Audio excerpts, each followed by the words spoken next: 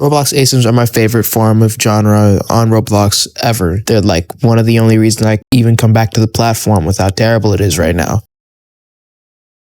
There were only 2 maps in the playtest, which was Draco Blox's Forest and Community Communications. Draco Blox's Forest is just okay. This map is said to be unfinished, which is why it's so small, so I'll cut it some slack. However, despite it being a small, unfinished map, it's still designed pretty well. The grass isn't as big and annoying to see through as other maps of its kind, and the visuals fit the theme of the dark hunting grounds of a predator, with some other old structures in it, making it look like it's an abandoned village or some sort, or some type of abandoned area. I don't have much to say about it because once again, it's unfinished, but the gameplay visual speaks for itself. Community Communications is slated for a complete rework, but the current map is very survivor-sided because it has like a really massive god loop that can only be stopped by 1 killer, which we'll get to later. I still believe it's the better of the 2 maps because it's just a finished map anyway, but there's this just really weird dead end in there that really has no place in being in there. Gameplay is similar to Forsaken, up to 8 players, 1 killer, and stamina and all that. But the survivors and killers are much more fun to use compared to pretty much any other asymmetrical game. Each survivor is unique and serves their own purpose, and each killer, besides one, is fun to play. I can't think of much to say about the overall gameplay because there are no objectives, just you and your team versus the killer. While it does encourage you to go near the killer and help your team, I think the survivors themselves do a pretty good job of that already, especially since most of the survivors get nerfed or gain nothing from not being near the killer, as opposed to gaining a lot and, not getting nerfed if they're near the killer, with one character being the exception, which we'll get to later. I also want to note just how good this game's OST is. I mean, just take a listen to some of the tracks.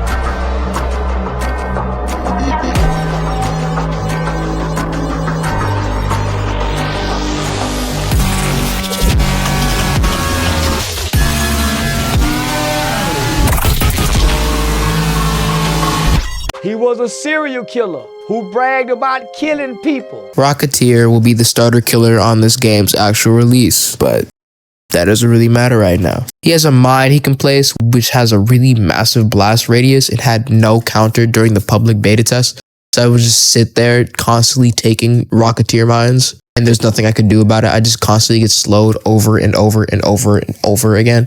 Now, one of the owners stated that it was supposed to be like cancelable, or not cancelable, but like, it was supposed to get its effects reduced upon hitting it, but they didn't have time to code that in, which is really lame. But basically, it's really simple. Think of it like a Taft trap. You get near it, it blows up, you're slowed and blinded a little bit. Actually, no, you're not even blinded, you're just slowed. His second ability, the rocket launcher, he sort of gears up and sets up his rocket launcher and crouches down. And at this point, he's in a state where he can either cancel it, pressing the ability again, or using M1 to fire his rocket launcher. This rocket launcher not only has like a pretty decent sized blast radius, but on top of this, it stuns for like a really long time, like 6 seconds. 6 or 7 seconds, or maybe even 8 seconds, I don't even know. I also want to take a second to mention that Rocketeer stacking nerfs his health for some reason. Like, they didn't nerf his moves, they just nerfed his health. The more Rocketeers in a match, the less health that each Rocketeer is given, which I don't know why they did this. It just makes him more annoying to survive with him, while not actually nerfing what makes him bad. He's in the running for the best survivor because of the fact that his stacking nerfs are negligible, and his only downside being that it's risky to use his rocket launcher mid-chase, but it's not really impossible. Rocketeer will make your match as the killer an ever-living hell, especially with how oppressive the mines were and how long his rocket launcher stunned. And as the dossier said, He's the most annoying stick that has ever poked the bear. This guy has a special last man standing with Draco blocks to do the lore he has with him. This isn't a lore video, so yeah. I mean, Rocketeer is alright in terms of how funny he is to play, in my opinion. His stun is fun to land because you're constantly blowing up the killer, but once you get into a chase, you have to heavily rely on looping. But it's not impossible to use his abilities mid-chase, considering how easy it is to loop in this game, which I'll get into later. You just need a ton of distance and reassurance that you can use your abilities without getting mauled. Motherfucker, run! Raider! I think he's Raider! He's right behind me, Raider! Raider, please stop! Raider, you're running a little too fast! Oh my god! Quando has a bar in the middle of the screen that fills up when he's near the killer and lowers when he's not. There are other properties to this, but I'm too lazy to go over them because it's probably bound to change when the game has its alpha release. Quando has a rush move which lasts longer the more adrenaline you have, but I believe it stops after draining to around 48 to 50 bar. I say this because in the following clip, I randomly stopped after using rush, where before it would last as long as you had adrenaline. Either way, if you have under 50 adrenaline, it moves much slower and pushes away survivors you come in contact with. If you have more than 50, then it moves faster and you carry the survivor with you instead of pushing them. By the way, the little push that under 50 adrenaline does will more than likely get your teammate killed. And if you carry a survivor, it removes the slowness and end lag you get after using it. Whereas opposed to using rush by itself, even over 50 bar, you get end lag and slowness. This is much better than a second ability as it completely ruins the chase for the killer and resets everything, which reminds me of Sonic's Pilad. You cannot willingly jump out of the rush, which will be added in the alpha release. And also, Huando mains are usually smarter than Sonic mains. Also, as a fun little side note, there are custom rush animations for Rocketeer and Bloom, which is pretty fun. His punch kinda sucks. It's really telegraphed, and even at max adrenaline, it stuns less than a direct hit from rocket launcher. And also, rocket launcher is way easier to hit and has a blast radius, which also stuns, I think. And I don't have much to say about this ability because it's the basic punch. Stuns for 4 seconds at max adrenaline, and you need over 50 adrenaline to use it. Nothing more, nothing less. Huando is, in my opinion, the worst survivor. He's not weak by any means, having 110 base HP, but his stun is weaker than Rocketeer's, and Rocketeer never has to put himself in danger to help his team, while Huando does. He also has to constantly stay near the killer for adrenaline to even help, and constantly has to compete with other characters for value by staying near the killer, so he's not as good as others, but the adrenaline is a great concept. You are forced to help if you want this character to do anything, and that's pretty cool. Alright, all you niggas dying. I don't give a f*** Everybody getting it. Bloom is the healer, trademark. So she's obviously top tier because Meg gets our rarity and only she can heal.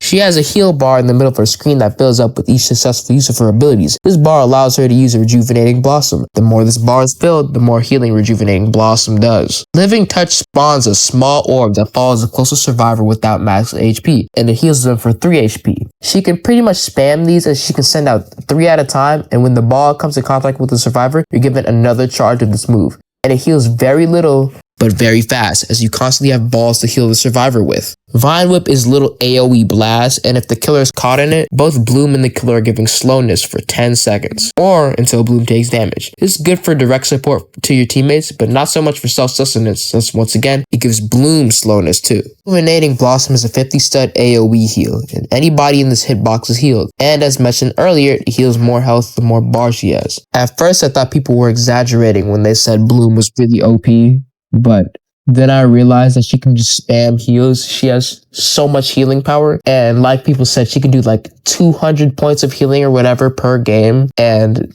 like, she's just really broken and overtuned. I heard she's getting some type of rework or rebalance, but I don't think that's true. I think she's just getting like a major rebalance. But she is easily the best killer in this game. Like the spammable healing balls that constantly patch you up. It's really broken. Her nerfs towards the end of the playtest were pretty nice, but she should be brought back down to 80 HP. Yeah. What'd you say? I said keep walking, pal. Nothing to see here. Beat it. What'd you say? I said beat it. Get out of here. What'd you say? The community has a passive, which is a ratings meter, which acts like a sort of scoring system. Being in chase without taking damage, landing abilities, picking up items, and being near survivor when they die or are hurt. Yes, I mean when they die or are hurt. All increase ratings. taking damage, missing abilities, and being near a survivor when they stun the killer all decrease ratings. Higher ratings increase max HP and stamina, along with giving your abilities shorter cooldowns. Lower ratings decrease max HP and stamina and increase the cooldown of your moves. Assisting alert makes community pull out a megaphone, producing really fast sound waves that slow the killer and push them back. This ability only cancels if you miss a sound wave. There's no manual way to cancel it, which is so dumb, but that's the way they do it for some reason. Taunting Tormentor, which is my favorite ability, makes community taunt 3 times, and the taunt has a 50 stud AoE hitbox. If a survivor is in this hitbox, it gives them speed 1 for a little bit. But if the killer is in this hitbox, it gives the killer slowness. At least it used to. Now it gives the community speed 3 for each taunt landed. It still slows the killer at the end of the move though. If you land all 3 taunts, you do a mad dash for about 7 seconds. And if you crash into a wall or sprint the full 7 seconds, the community stops to catch his breath, and he's highlighted while he catches his breath. Cutaway puts community in a state where you can place a cardboard cutout. Press the M1 button to place this cutout. Press the ability again to cancel the action. You can have 2 cutouts out at a time per community, but the global limit is 5. If you press the ability near a cutout, I believe you can pick it up if you press M1, but I don't know for sure. I know for sure you can pick them up though. Cutouts generate 1.5 ratings per second, but if the killer runs into or attacks the cutouts, they're given slowness and helpless for a little bit. Now, this is probably my favorite character I've ever played in an ASYM game. He's purely based off of rage baiting and inconveniencing the killer, and he's a little bit of like a survivalist and support mixed into one. There's a little trick you could have done in the PTB where if the killer hits a cardboard cutout, you can get Taunting Tormentor off for completely free. And yeah, you can still taunt mid-chase without the cardboard cutouts, but it's a little bit harder. Community is the biggest annoyance you will ever have in an ASYM. Assisting alert is good for helping your team because it goes through walls and has really good pushback. And overall, all of his abilities are just made to annoy you and inconvenience you, which is what makes him so fun to play as.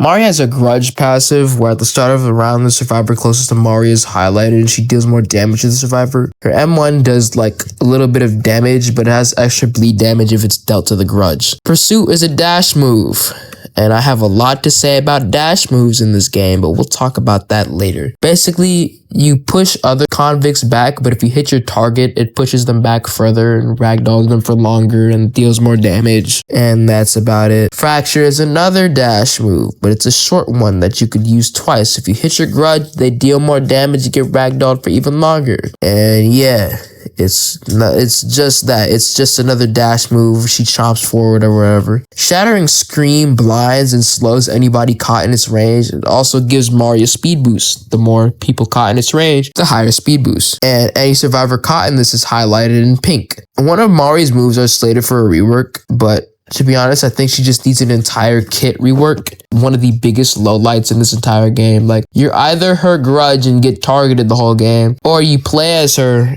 and then you can't kill your grudge because the entire team is working to kill you, and then everyone else is like not worth hitting because you deal so little damage to them. And overall, on top of the grudge passive just being kind of poorly implemented, she's just kind of lame to play as. Like, not even kind of lame to play as. She just is lame to play as. It's just 2 dash moves and a scream. Why I would rather play Jason and Forsaken or Pursuer, or basically just your average any M1 killer other than Mari. She's really boring and uninspired to me. Kablow, kaboom. Rest in peace, my granny, she got hit by a bazooka. Draco Bloxer's base kit is slated for a rework. Not his dino form, but his base form. Anyways, he has a Bloodlust passive. Land Draco's moves and increase the meter on your screen. Whoa, another meter move.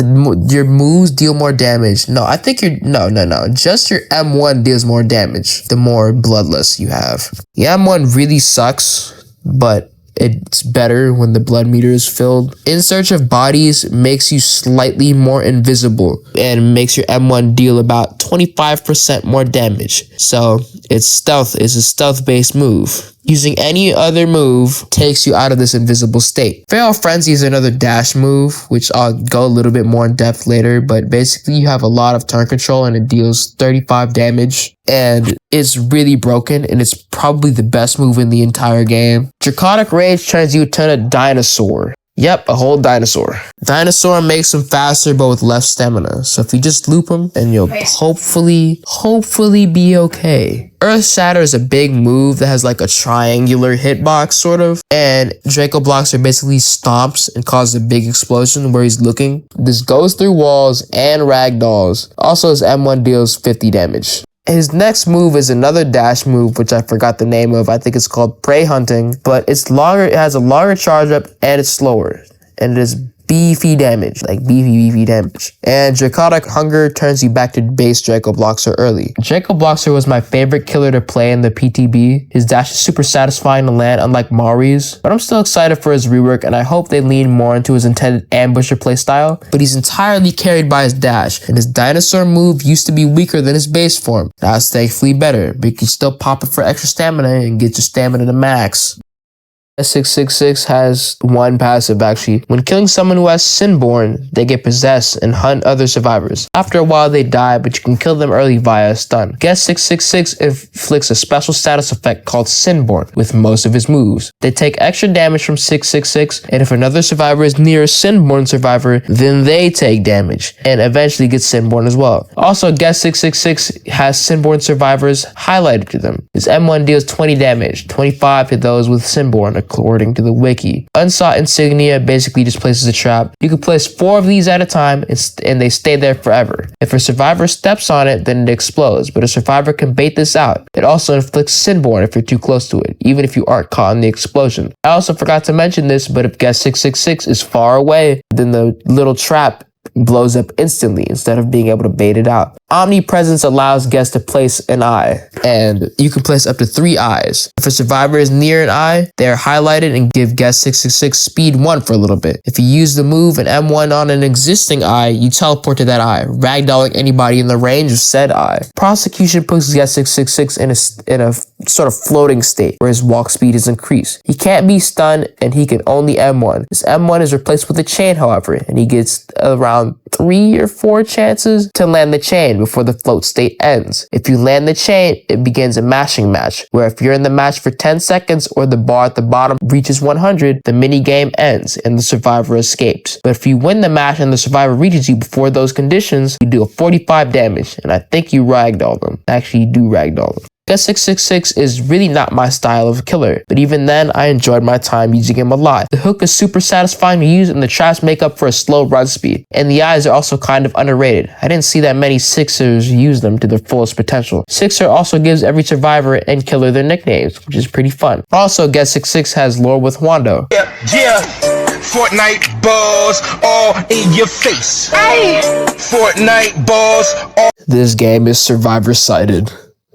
There's no exaggeration. The only reason I won most of my killer rounds is that I was up against idiots. There are several god loops on the community map, as I mentioned before, and the Draco Bloxer map has its fair share of annoyances too.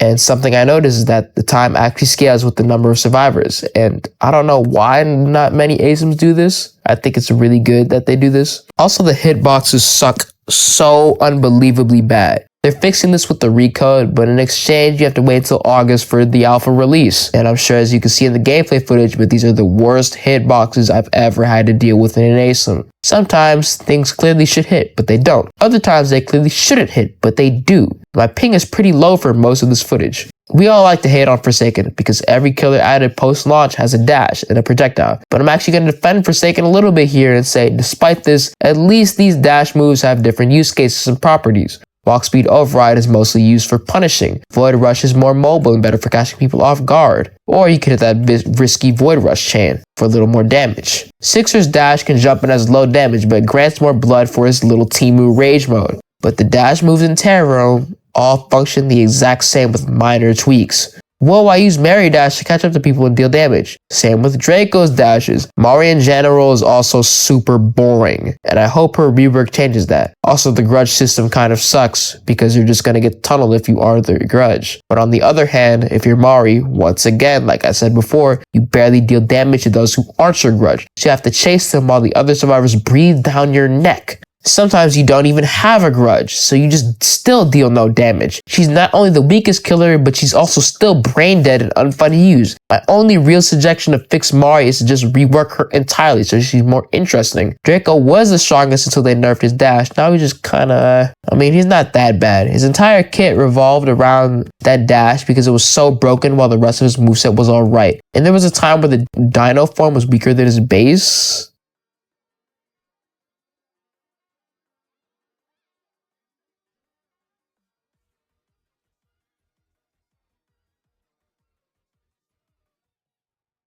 Anyways, I sure hope a YouTuber doesn't come along and become a tester who is trusted by the dev team. Then, a dev member leaves and pulls a few characters because of issues the dev team had with that dev, and vice versa. Then that same YouTuber makes a slander video on that dev while LARPing his future Gohan or something like that, with two of the main devs secretly signing off on that video. Then, that video gets exposed as a lie, with the devs throwing the YouTuber under the bus. Then the YouTuber reveals that the dev signed off on the video and deletes his channel. Then, one of the lead devs dip out on the game while deflecting blame. Then they hire a new lead developer who fires a beloved developer who is keeping the game alive and its community spirits up, thus leading to the main owner getting doxxed and getting the game cancelled.